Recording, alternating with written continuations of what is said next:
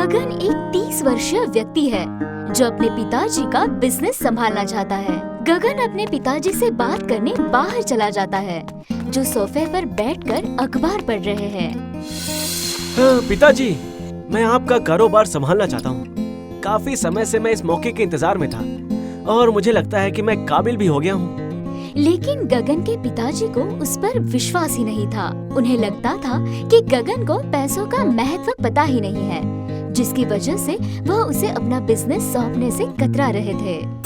गगन बेटा, अभी तुम तैयार नहीं हो। तुम्हारा कुछ चीजों का महत्व अभी समझना बाकी है, जैसे पैसों का सही उपयोग कैसे करते हैं। लेकिन पिताजी, मुझे एक मौका तो दीजिए, मैं आपको गलत साबित करके दिखाऊंगा। ठीक है बेटा, मुझे सोचने का समय दो। पिताजी गगन को कारोबार देना चाहते हैं, लेकिन इसके साथ साथ वो पैसों का महत्व भी समझाना चाहते हैं। उतने में उनके दिमाग में एक विचार आता है। पिताजी फिर सोफे पर बैठे हैं और गगन फिर से अपने कमरे से बाहर आता है। पिताजी, आपने मेरे बारे में कुछ सोचा? हाँ बेटा, मैं तुम्हें अपना कारोबार सौंपने को तैयार हूँ, लेकिन मेरी एक शर्त है। कैसी शर्त पिताजी? तुम अपनी कमाई का 1 रुपया लाकर मुझे दोगे और मैं हमेशा ये रुपया घर के बगल वाले कुएं में फेंकूंगा। और जब भी तुम कारोबार संभालने के लायक हो जाओगे, रुपया फेंकने पर कुएं से एक विशेष आवाज आएगी और मुझे पता चल जाएगा कि तुम इसके लायक हो गए हो। पिताजी की दी हुई शर्त कितनी आसान है। एक तो क्या, मैं 1000 रुपए लाकर उनके आगे रख सकता हूँ। बस उधार ही तो मांगना है किसी से। ठीक है पिताजी, जैसा आप कहते हैं वैसा ही होगा। बहुत सोचने पर गगन के आलसी दिमाग में एक तरकीब आती है और वो खुश हो जाता है। बाजार में गगन को उसका दोस्त दिखता है और वह उसके पास जाता है। अरे महेश, क्या हाल है तेरा? बहुत दिनों के बाद दिखा। मैं ठीक हूँ, बस किसी काम से दूसरे शहर गया था। तू कैसा है? मैं भी अच्छा हूँ, बस तुझसे 1 रुपया उधार चाहिए मुझे। भला तुझे 1 रुपये की क्या जरूरत पड़ गई? अरे तू दे तो सही, सवाल मत कर ज्यादा। पिताजी को इस बारे में कुछ पता नहीं चलेगा और जल्दी ही अपना कारोबार वो मुझे सौंप देंगे। ये लीजिए पिताजी, आपकी शर्त के अनुसार मैं 1 रुपया लेकर आया हूँ। हाँ बेटा, लाओ इस रुपए को कुएं में फेंक देता हूँ। पिताजी उस पैसों को कुएं में फेंक देते हैं, लेकिन कुएं से कोई आवाज ही नहीं आती। इस पर गगन थोड़ा चिंतित हो जाता है। गगन हर रोज बाजार जाकर लोगों से 1-1 रुपया उधार लेता है। गगन के लिए उधार मांगना 1 रुपया जुटाने का सबसे आसान और बढ़िया तरीका बन चुका था। पिताजी भी हर दिन गगन का लाया हुआ 1 रुपया कुएं में फेंक देते थे और ऐसा करने पर कुएं से कभी कोई आवाज ही नहीं आती थी, जिस वजह से गगन के चेहरे पर हमेशा चिंता का भाव दिखता था। लेकिन गगन की यह आदत ज्यादा दिन तक नहीं चली। लोगों ने उसे पैसे देने से मना करना शुरू कर दिया था। वह जाकर चौराहे पर बने एक पेड़ पर जाकर बैठ जाता था। लोगों का ऐसा बर्ताव देखकर अब गगन सोच में पड़ जाता है। अगर लोग मुझे 1 रुपया नहीं देंगे तो मैं पिताजी की शर्त कैसे पूरी करूँगा? लगता है अब मुझे ही कुछ काम करके 1 रुपया कमाना पड़ेगा। गगन अब अलग अलग जगहों पर काम करने लग जाता है और कड़ी मेहनत करना शुरू करता है और काम पूरा होने पर दिन के अंत में उसे मजदूरी मिल जाती है। गगन अपने कमरे में रुपए गिनते हुए सोचता है, अब मुझे शर्त के अनुसार पिताजी को 1 रुपया देना होगा। आ गए गगन बेटा, लाओ 1 रुपया दे दो, उसे कुएं में फेंक आते हैं। गगन और पिताजी कुएं के पास रुपया फेंकने जाते हैं, लेकिन इस बार गगन ऐसा करने से थोड़ा हिचकिचाता है। पिताजी गगन से लाया हुआ रुपया कुएं में फेंकने के लिए आगे बढ़ते हैं। तभी गगन विचलित होकर उन्हें ऐसा करने से रोक देता है। रुकिए पिताजी, मत फेंकिए इस रुपए को। लगता है तुम अब मेरी शर्त का मतलब समझ गए। क्या हुआ पिताजी, आप अचानक मुस्कुराए क्यों? बेटा, तुमने ये रुपया बहुत मेहनत से कमाया है, इसीलिए इसे कुएं में फेंका जाता देखकर तुमसे रहा नहीं गया। लेकिन उधार लिए हुए कितने ही रुपए तुमने बड़े आराम से मुझे कुएं में फेंकने को दे दिए।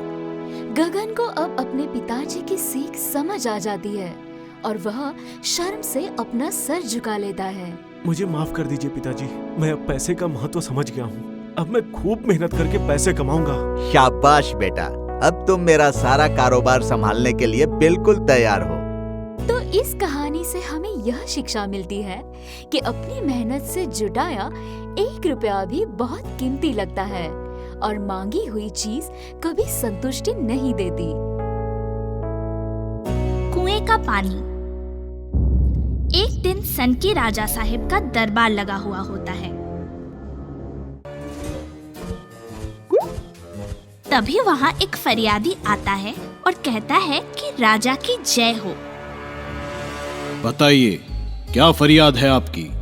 हजूर आला, हमने एक कुआं खरीदा है, लेकिन जिसने हमें कुआं बेचा है वो हमें अब उसमें से पानी ही नहीं लेने दे रहा है। कमाल है, जब तुमने कुआं खरीद ही लिया है तो वो तुम्हें पानी क्यों नहीं भरने दे रहा है? बुलाओ उसको, उसे बुलाया जाए। और उनके बुलावे पर कुआं बेचने वाला दरबार में हाजिर होता हुआ कहता है, बताइए राजा साहब, आपने आखिर हमें क्यों याद किया है?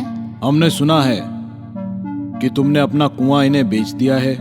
जी राजा साहब, आपने बिल्कुल सही सुना है, हमने अपना कुआं इन्हें बेच दिया है। तो फिर उस कुएं में से पानी निकालने से इन्हें क्यों मना कर रहे हो? वो इसलिए राजा साहब, क्योंकि हमने केवल कुआं बेचा था, कुएं का पानी नहीं बेचा था। ये क्या बात हुई? जब आपने कुआं बेचा है तो उसका पानी भी उसके साथ जाएगा ही ना? हाँ राजा साहब, लेकिन हमारी ऐसी कोई बात हुई ही नहीं थी कि पानी भी साथ साथ में जाएगा, क्योंकि हमने तो केवल कुआं ही बेचा था। सेनापति, बात तो सही है, जब लिखा पढ़ी में ये बात है ही नहीं कि कुएं के साथ साथ पानी भी फरियादी का हो गया, तो ये पानी इन्हें क्यों लेने दे? आप ही बताओ। राजा साहब, इसके लिए मुझे एक दिन का वक्त दिया जाए। सेनापति, हमेशा कुछ भी ऐसा होता है तब आप 1 दिन, 2 दिन, 3 दिन का वक्त क्यों मांगने लगते हो? राजा साहब, हम हमेशा वक्त इसलिए मांगते हैं ताकि जल्दबाजी में कोई गलत निर्णय ना हो जाए।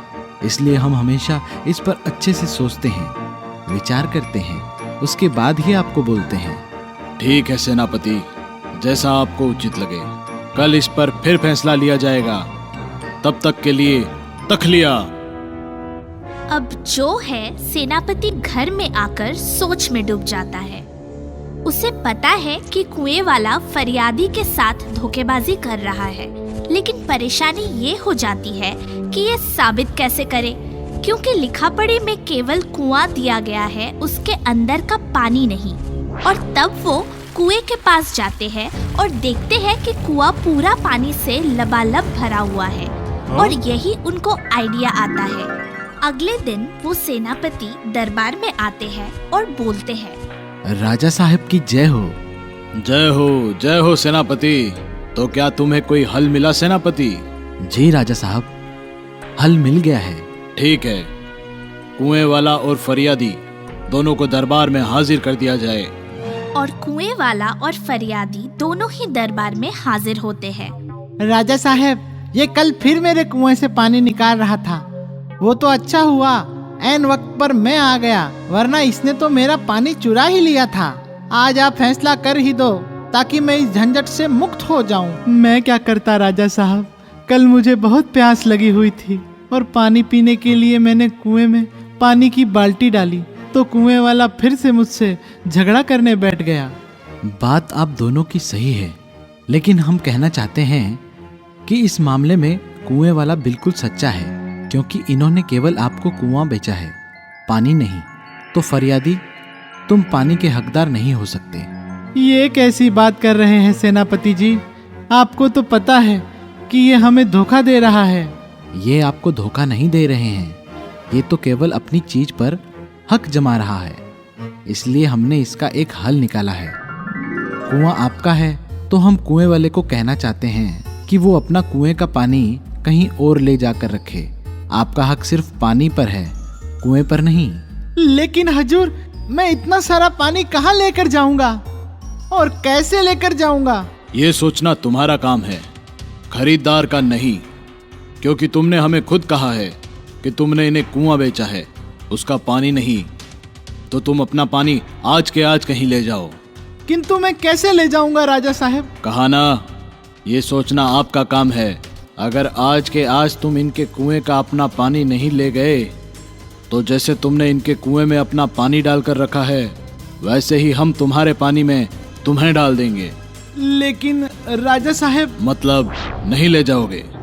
सैनिकों, पकड़ लो इसे और ले जाकर इसे कुएं के पानी में। नहीं नहीं राजा साहब, मुझसे गलती हो गई, मुझे माफ कर दीजिए। नहीं, तुमने ना सिर्फ इनसे धोखाबाजी करने की कोशिश की है बल्कि हमारा भी वक्त बर्बाद किया है, लिहाजा तुम्हें अपने किए की सजा जरूर मिलेगी। नहीं नहीं राजा साहब, मुझसे सच में गलती हो गई है। आप एक बार मुझे माफ कर दीजिए, दोबारा ऐसी गलती कभी नहीं होगी।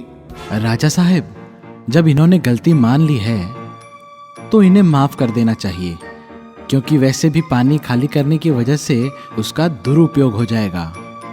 और आप तो जानते हैं हमारा नारा है, पानी बचाओ जीवन बचाओ। तो तुम ये कबूल करते हो, कुएं का पानी भी इसे दोगे? जी हजूर, मैं कुएं का पानी भी इन्हें देना चाहता हूँ। ठीक है, तो आज से कुआं और कुएं का पानी दोनों इनका हुआ। लेकिन फिर भी कभी तुम्हें प्यास लगे तो तुम फरियादी के कुएं पर जा सकते हो। फरियादी तुम्हें मना नहीं करेगा। क्यों फरियादी? जी सेनापति जी, कुएं का पानी तो पीने के लिए ही होता है, चाहे वो कुएं वाला हो या कोई और। मेरा कुआं हमेशा सबके लिए खुला रहेगा। सुना बच्चों, कुएं वाले ने चाल तो बहुत सोच समझ कर चली थी। कई बार लोग इस तरह की बेवजह की चालाकी करके सामने वाले की चीज पर कब्जा करने की बेवकूफी भरी कोशिश करते हैं। पर आप खुद ही सोचो, कुएं से पानी, धरती से हवा, आसमान से तारे कभी कोई अलग कर सका है? नहीं ना। हमारे सेनापति जी ने भी कुएं वाले को सबक सिखा दिया कि गलत करोगे तो गलत ही पाओगे।